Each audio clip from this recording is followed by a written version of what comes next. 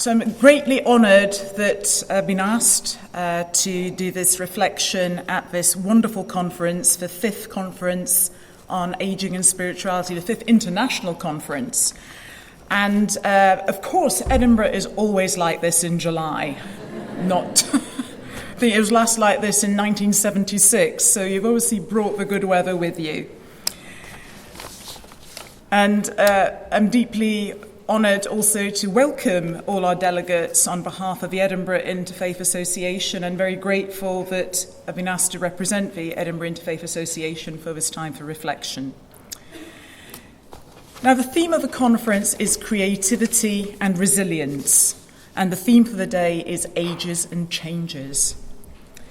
The poet Ogden Nash, many decades ago, wrote these words that I'm sure will be familiar to many of us.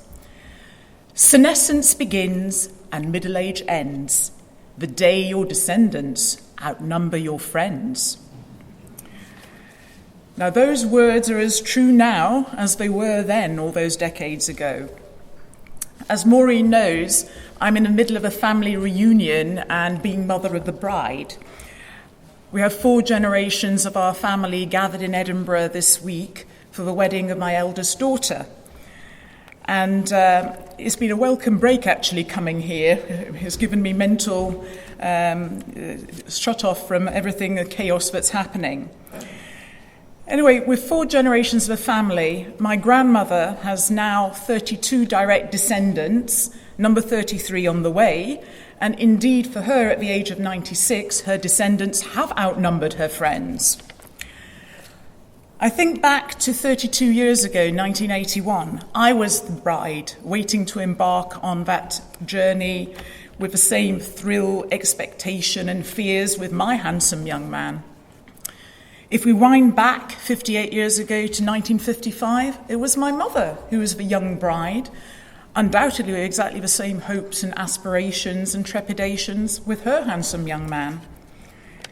And my grandmother in 1936, 77 years ago, she was the young bride. And in the true sort of family oral tradition, she has told us all about her expectations and her concerns about, leaving the family home and starting her life with my grandfather. So it made me think, in essence, with the 4 generations, we're all the same people that we were at that time as young brides. In our brains was probably still 14, though outwardly perhaps our bodies would beg to differ. We've changed with time and the ageing process physically, but mentally, hopefully, we still are the same people, and spiritually we are the same people that we always were. I look in a mirror now every morning as I brush my teeth and do my makeup, or I catch a reflection of myself in a shop window, and I see my mother and my grandmother. And not just physically, but also in mannerisms and sayings. I have become that person I vowed not to be. I have become my mother. And my daughter would agree with this. However, in my daughter, I see the younger me, the feistier aspects of the younger me. And my daughter would probably disagree with this, but I see, in her, the engagement of the mouth before the brain. And such is life, the passage of life with ages and changes. Now, I know that we're going to hear a lot about dementia, cognitive impairment this morning. And in Scotland, we're sitting with an ageing population, and we kept being told that dementia is a time bomb. And it's not just the demographics of it being a time bomb for the whole population. We have friends, we have neighbours, we have family who are affected by cognitive impairment and the changes that brings. Not just with age, but a good friend of mine in her 50s has been diagnosed with dementia. So I think we're going to see people being diagnosed with cognitive impairment and dementia younger and younger. And yet spiritually, have they changed? No. The same spirit is there. It's just the physical manifestations that have altered. As Baha'is, we believe very much in the immortality of the spirit, the soul, and the human condition is just a passing phase. So one wonders, with the human soul, what happens when we look at a person who has dementia and we perhaps don't see the person they once were? Has their soul been affected?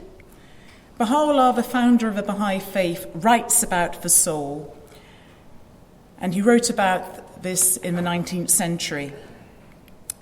Know thou that the soul of man is exalted above and is independent of all infirmities of body or mind.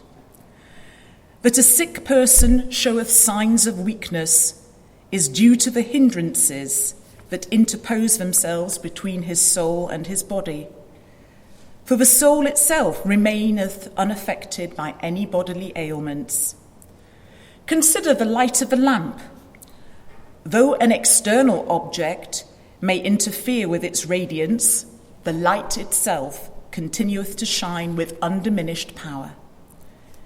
In like manner, every malady afflicting the body of man is an impediment that preventeth the soul from manifesting its inherent might and power. When it leaveth the body, however, it will evince such ascendancy and reveal such influence as no force on earth can equal. Every pure, every refined and sanctified soul will be endowed with tremendous power and shall rejoice with exceeding gladness. So, as we look upon family members, friends, neighbours, patients, there's other aspects of my life. I'm a consultant anaesthetist. I deal with patients day in, day out. We should not think of what we see in front of us that may be just a mere shell of what that person was, but the person as they once were, the creativity, the resilience, and to think of the nature of their soul eternal. If we get back to my own circumstances in the family wedding, the generations are mingling at the moment. Family connections are being strengthened, new bonds of friendship being made with the younger generations. We've all grown older throughout the years. One day, I hope that my daughter will be welcoming guests to her daughter's wedding, and in turn, I will be becoming the grandmother, the great-grandmother. In many ways, physically, I will have changed, but my soul, my spirit will remain the same, as will all of us across the generations. And I leave you with this thought from the writings of Baha'u'llah, from a wonderful compilation called The Hidden Words. O Son of Man, thou art my dominion, and my dominion perisheth not. Wherefore fearest thou thy perishing? Thou art my light, and my light shall never be extinguished. Why dost thou dread extinction? Thou art my glory, and my glory fadeth not. Thou art my robe, and my robe shall never be outworn. Abide then in thy love for me, that thou mayest find me in the realm of glory.